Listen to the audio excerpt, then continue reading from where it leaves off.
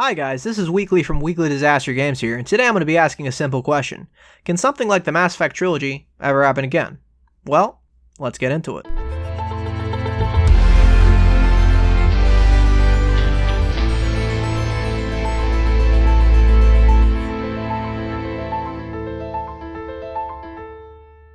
Now, what exactly does the Mass Effect Trilogy offer that a lot of games these days kinda can't replicate?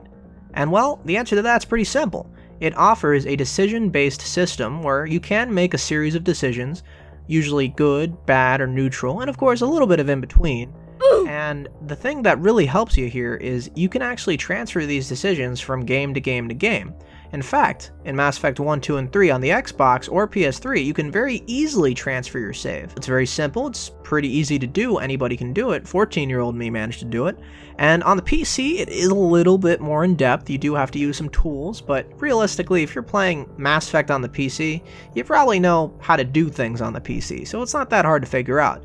And how severe are these decisions that you're carrying out? Well, lots of things can change. Whole entire characters can be removed and replaced depending on what you do. And that's exactly the cool value that the Mass Effect Trilogy offers. For example, let's take the example of Rex. That was just good old-fashioned Krogan hot air. If it had been real, they'd be dead. So now before I continue, there are heavy spoilers. I hope that kind of goes without saying, but just clarifying here right now before I go any further. Rex is a character, he appears in Mass Effect 1, he's a bit of a mercenary, and he doesn't really care for his old people. He's lived for about 1,000 years, so he's kind of disgruntled with lots of things. He even had his dad almost kill him, and realistically this is a character that wanted to fight for his people and believed in certain ideas, but he let the darkness of his people ruin his opinion of them. And when you find him in Mass Effect 1, he kind of couldn't care less about the Krogans. Now the Krogans, well, they are a battle race. These guys, they always like to see conflict and strife, and well, they're not exactly the most diplomatic of races, don't get me wrong, there are some scientists that do appear, but a Krogan scientist is a rarity. And the fact of the matter is, they're just a race that isn't really cool with staying at peace. They can do it, but their planet's always been extremely hostile to them, and well, one of the funniest stats is, when the Krogans actually invented gunpowder, it turns out the biggest death for Krogan went from being eaten alive by a random creature to other Krogans just shooting each other. So they are a very violent race, and well, they even nuke their own worlds. So this isn't a race that has too much of a capability for peace. They can change, and well, you can rehabilitate them, and I do think the galaxy at large does help them rehabilitate themselves into a more peaceful race, but the thing is, Rex can die in Mass Effect 1. And if he dies in Mass Effect 1, it is not exactly certain exactly how the Krogans can manage as a race as we go into Mass Effect 2 and 3. You see, Rex, he may not be the best guy. Let's see them try to stop a Krogan airdrop. Rex! We have an unauthorized landing. And who authorized you to hold my race hostage? He's obviously grizzled, he's lost hope in his race in Mass Effect 1, but as you play with him in Mass Effect 1 and rehabilitate hope within him, he actually learns that there is something worth fighting for. You can fight for a cause that's very impossible. That's exactly what Shepard does in Mass Effect 1, and later on he goes back to Mass Effect 2 and he leads them in a very peaceful way.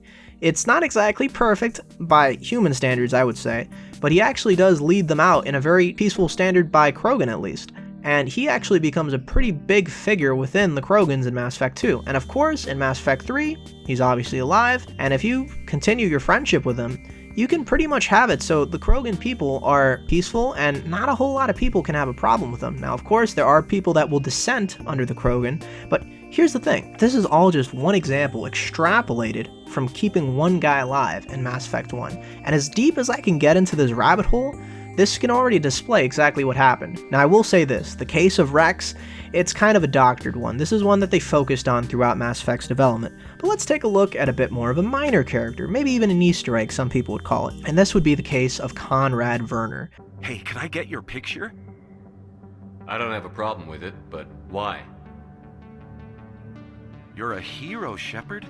Decades from now, humanity's going to remember you, and I'll have your picture. Just hold up your gun. Perfect. Perfect.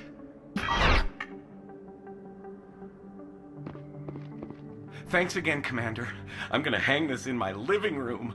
My wife will love it.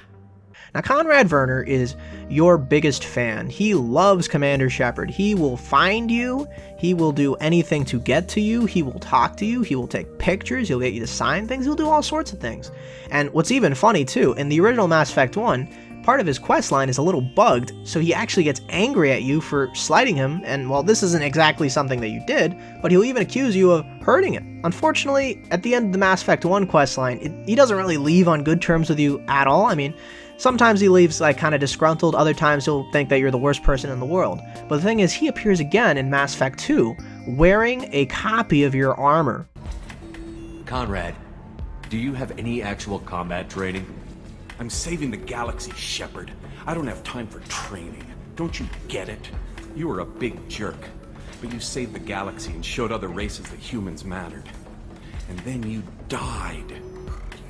The galaxy needed someone like you, Shepard. We all did.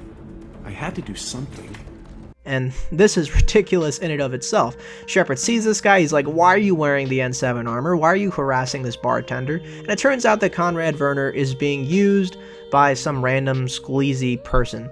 And you can help him, or you could shoot him in the foot, you could punch him, you can do all sorts of things. I always choose to kind of help him a little bit. But you can continue this quest line, get to the bottom of it, and you can even choose two paths. You can either A, make him think that he was a complete and total idiot that was screwing up everything, or B, you can actually make him think that he helped you solve a big thing and, well, got to the bottom of some trouble in the galaxy. And this obviously means the world to this guy. And as far as this guy as a character is concerned, well, you know, he's always talking about how his wife is very supportive. He's always talking about how he has a shrine of Commander Shepard, and he always talks about how his wife supports him with everything financially. How did you get that armor? Oh, they make some pretty convincing replicas these days, if you're willing to pay. Getting the whole getup was pretty expensive, but my wife was really supportive. She even paid for my shuttle fare off-world. So apparently she bought the armor, and she bought his tickets to go to a system of space that isn't exactly safe. I wonder if that wife actually wants him to be around. I don't know how the wife got the money, but it seems like the wife doesn't really want Conrad Werner around, which is actually kind of funny. Regardless, it turns out in Mass Effect 3 that Conrad Werner is a bit of a smart man, a scientist man, and he can even help you if you do a variety of weird things, mostly in Mass Effect 1, and actually give you genuine war assets in your hope of defeating the Reapers in Mass Effect 3. And of course, you get a ridiculous side quest here. Conrad Werner can almost die, and of course, if you do a side quest with another character in Mass Effect 1, he doesn't die.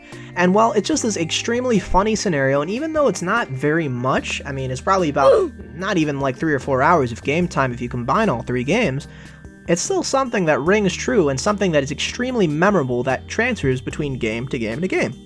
And of course, depending on your decisions, you can end the quest line completely on either Mass Effect 1 or 2.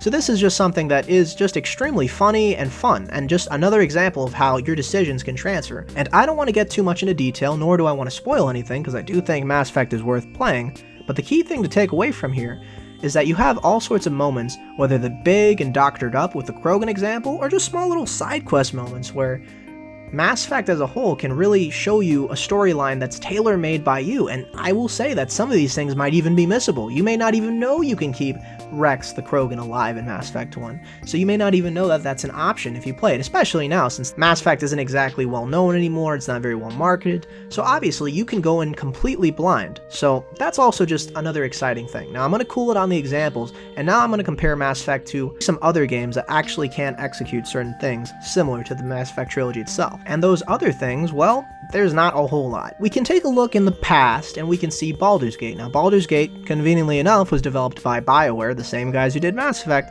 and as you can see with Baldur's Gate 1 and 2, there is a save system you can transfer, and of course there are a myriad of options that can carry over. Now I have not personally played Baldur's Gate 1 and 2, but I've definitely done my homework watching all sorts of reviews, and it definitely seems like something that truly does carry on the tradition, or rather, inspired what Mass Effect 1, 2, and 3 did. But if we take a little bit of a look across the aisle and maybe take a look at games outside of BioWare, well, we can take a look at CD Projekt Red, these guys. Now I will say, in a more, I would say, archaic sense, maybe less evolved, you get to see this actually with the Witcher Trilogy. Now, of course, with the Witcher Trilogy, The Witcher 1 never really appeared on consoles mainstream-wise. The Witcher 2 made its debut on Xbox 360, and then of course The Witcher 3 made it to both of the new age consoles of the PS4 and the Xbox One. But considering the fact that there were entire hardware generations separating The Witcher 2 and 3, along with giant leaps in just overall grandeur and design between Witcher 1 to 2 to 3, we can see here that you can't really transfer a whole lot of choices, because when it comes down to it, there are some choices that do carry on, and you get to see some characters like the Roach, or you get to see Leto if you let him live, but really, they only get really small quest lines within The Witcher 3. Now, they do come back to help you in the end of The Witcher 3 in the final conflict, as long as you actually get them to come with you in The Witcher 3 if you can convince them during small side quests. But that's really all about the extent of what you get to see, and the reason why for this is simple. The Witcher 2 is mostly about a 40-hour game at max if you really want to stretch it, and that's if you're playing both playthroughs, because realistically it's not that long of a game. Now, does that besmirch the quality? No, it's a fantastic game, definitely really fun, and one that I would reckon something that's comparable to even Mass Effect 2. But with The Witcher 3, we're talking about a game it's like going from Mass Effect 2, you know, a nice solid 40-hour journey, to a GTA 5, this giant sprawling world full of all sorts of quests, missable and not missable. And well, The Witcher 3 asks a lot of the player and can easily demand over 100 hours worth of content to complete the game, and I imagine people have spent much more than that too. So we get to see that even though there are decisions that cross over from Witcher 2 to Witcher 3, frankly, we're dealing with something where not a lot of them come through. So now that we're done with some of the examples, let's get into exactly if any companies can actually produce games like this. Now let's be real here, if we take a look at BioWare today, they are not exactly what they were in yesteryear. The fact of the matter is BioWare, I would say, have degenerated as a developer. It's extremely sad, I don't like seeing it happen, but they're just not the same guys they used to be. Can that change? Well, I imagine it can. No one thought that they would degenerate to this condition, but as of now, they're not really displaying any sort of merit to actually be able to create a trilogy like this. They need to be able to get their writers back, they need to be able to get their development standards back, they need to be able to get EA on their side to even let them make a single-player game back, and honestly, I don't know if any of all three of those things can even be met. Now, if we take a look at CD Projekt Red, well, you know, there's some talent in the developer, they definitely have shown their mettle, but they've already stated that Cyberpunk might just be the only Cyberpunk game there is, so we can already tell straight from the gate that they're not really a big fan of making these giant trilogies, or at least at the time being they're not. They were back with The Witcher, and I would say that they delivered excellently, but it seems like they want to do solid one-shots. Now, I don't speak for Cyberpunk, I don't know anybody at CD Projekt Red, I don't know what's happening, but right now, they're not really demonstrating the want, the desire to create this massive trilogy with all sorts of decisions that can interact and transfer. Now, regarding other developers that can do this, well, I can come up with a niche example.